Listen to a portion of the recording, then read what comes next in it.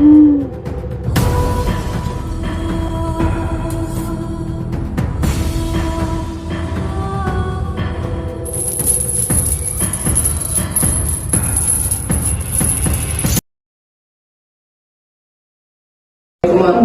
wabarakatuh. Waalaikumsalam warahmatullahi wabarakatuh. Ya, hari ini kita akan membentuk tim kecil.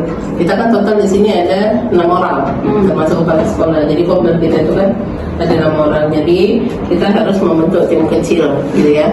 Jadi kita harus membentuk tim kecil. Tim kecil ini gunanya ngapain? Udah tahu belum tim kecil itu apa? Nggak tahu nih. Ya, jadi tim kecil itu adalah tim yang akan membantu kepala sekolah merealisasikan jalannya komunitas belajar dalam sekolah. Siapa yang bisa jadi tim kecil? Tim manajemen dan guru yang berpotensi dan mampu. Yang pertama itu memimpin, memiliki potensi kepemimpinan, menggerakkan rekan sesama guru, berkomitmen tinggi, terampil dalam memfasilitasi kegiatan komunitas belajar. Jadi kenapa yang terpilih Umi Eka dan Umi Hesti? Karena memang ini sudah ada di sini, potensinya sudah ada. Jadi kan bisa saling menggerakkan, kemudian mengayu-ayukan gitu, ayo komel gitu ya. Kemudian memfasilitasi juga, fasilitasnya ya menjadi langsung gercep gitu. Menyiapkan alat-alat, begitu, mencetak notulen gitu ya. Menjadi notulen. Ya Mencetak notulen. Iya. Nah, apa aja peran tim kecilnya? Peran tim kecil itu yang pertama itu membantu perencanaan. Apa yang direncanakan? Yang pertama itu merencanakan pembagian kelompok belajar. Jadi analisis konteks ideal untuk membangun kelompok belajar. Contohnya dasar referensi subjek. Maksudnya gini, kelompok belajarnya itu misalnya sesama kelas 1 tuh gurunya gitu. Atau misalnya sama-sama guru bahasa Indonesia. Guru bahasa Indonesia kelas berapa? Nah itu yang maksudnya kelompok belajar. Kalau kita kan satu sama semua, satu out semua, 3B semua kan gitu. Kecuali yang 3A sama 3B kan gitu. Kemudian merencanakan jadwal pertemuan rutin yang paling efektif. Nah kita kan ini sudah kesepakatan semua bersama ya. Jadwal pertemuan rutin itu sudah ada memang setiap hari Sabtu. Kalaupun seandainya tidak kita bisa laksanakan di Sabtu, berarti kita laksanakan pindah hari kan gitu. Berarti itu kan salah satu komitmen kita ya. Komitmen kita agar komitmennya terus belajar. Terus yang kedua itu, tahap kedua itu membantu inisiasi komunitas belajar. Contohnya menjadi fasilitator sesi penguatan pentingnya keberadaan komil dalam sekolah. Jadi istilahnya itu berbagi gitu ya. Jadi merencanakan jadwal rutin. Kemudian tahap kedua itu membantu inisiasi komunitas belajar, menjadi fasilitator sesi penguatan pentingnya keberadaan. Ini seperti apa ya? Seperti berbagi praktik baik kali ya, gitu. Penguatan. Dia ibaratnya dia yang menguatkan, dia pemisahan. Dan salah satu dia bisa jadi narasumber juga. Terus membantu, ini masih sama. Kalau ini dia masih menjadi fasilitator sesi penyepakatan tata nilai dan komitmen bersama komil dalam sekolah. Sepakati tata nilai dan komitmen bersama menjalani komunitas belajar agar aman dan nyaman. Tim kecil menyampaikan pembagian kelompok belajar serta jadwal pertemuan rutin. Ini kalau untuk di sekolah yang lebih luas cakupannya ya memang harus seperti itu ya kan. Cuma karena kita walaupun kita yang cuma di PAUD ini memang ya nggak ada salahnya sih kalau kita buat seperti ini kan gitu.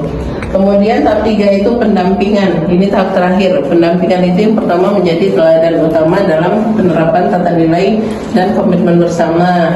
Kemudian beri contoh dan jadi teladan dalam menjalankan nilai.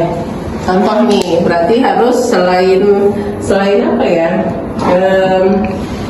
Harus menerapkan juga disiplin positif. Jadi dia tahu anggota lain si tim kecil ini ada. Jadi tim kecil ini ayo gitu. Jangan pula dia ikut tapi dia nggak Tim kecil yang malas Ya udah, tepat jangan. waktu kan gitu ya kan. Ya gitu Besti. Kemudian menjadi fasilitator pertemuan rutin, fasilitatornya menganalisis tantangan pelaksanaan gitu. Jadi sebagai evaluator. Ini berarti juga dia bisa menjadi inilah MC-nya dia, ya kan gitu, narasumbernya Iya sih, dia. Jadi Tim kecil sih berarti tim kecil ini berarti memang orang yang kuat, pengaruhnya kuat. Pengaruhnya kuat itu.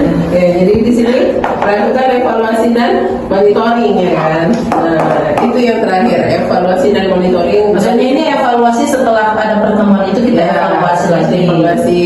Terus nanti di pertemuan selanjutnya berarti kita refleksi awal gitu. Kembali lagi dia siklus inquiry kemarin. Nah, makanya di Komel itu kan harus pakai siklus inquiry apa jelas? Perencanaan, implementasi. Salah.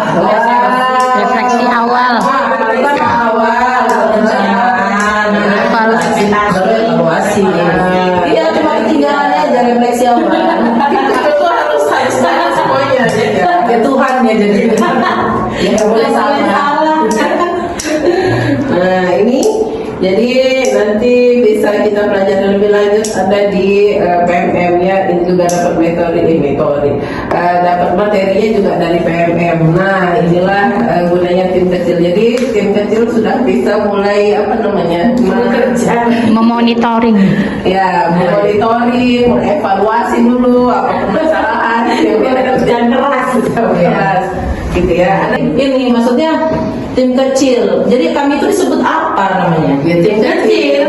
Kan kalau kita dari PMM kan komite pembelajar gitu kan. Kami apa namanya? Tim kecil Kobel. Iya. Iya, tim intinya gitu loh, tim Tim intinya. kecil kan namanya. Orangnya kami apa? Penggeraknya, penggeraknya. Berarti kasih nama. Enggak, tim manajemen. Manajemen.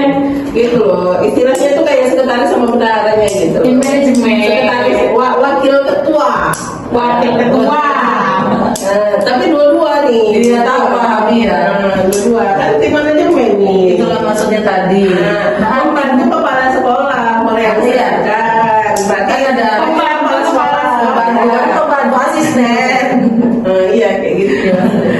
Relatif kecil ya. Oke. Oke, udah. Udah kali ini mau ditanya. Enggak. Pas. Jadi udah tau lah ya apa jabatannya gitu ya. Ya. Sebut sebagai apa gitu ya. Jadi Ya. ada lagi yang mau dipertanyakan? Nggak ada. Ini mulai berlakunya tim kecil dari kapan ini? Apa ada pengesahannya?